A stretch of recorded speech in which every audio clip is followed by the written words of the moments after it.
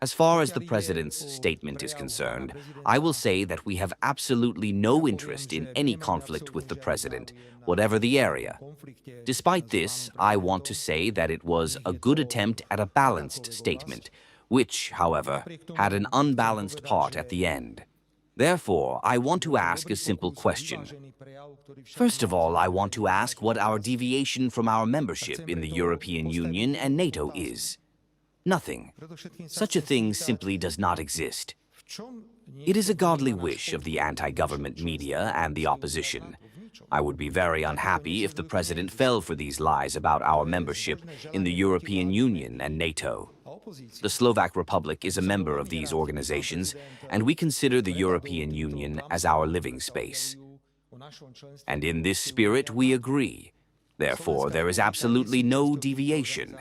And I think, as I have already said, that in this case, the president of the Slovak Republic is to a certain extent a substance of the atmosphere created by the government of the Slovak Republic.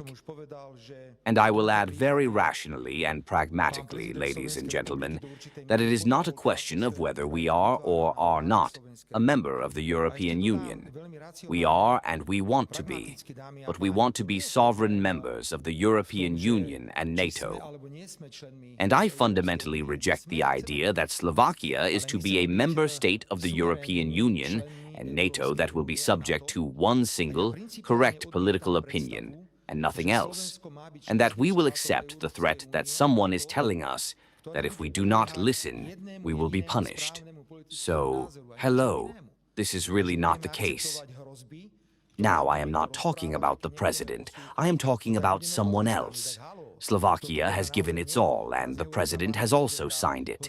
A sovereign, foreign, Slovak policy oriented to all four world parties, whose goal is to protect the national interests of the Slovak Republic.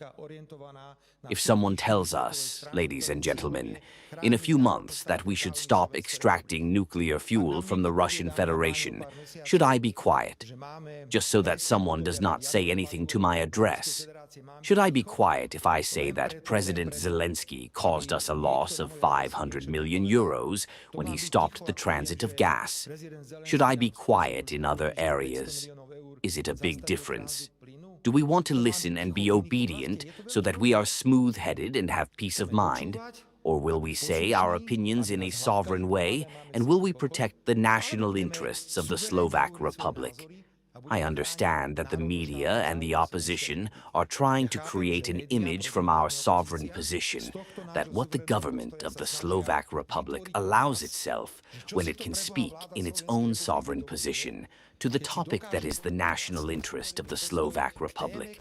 Therefore, this address to the president was without arguments. It was not evaluated, but I repeat, we have no interest in going to any dispute in foreign policy. Thank you very much.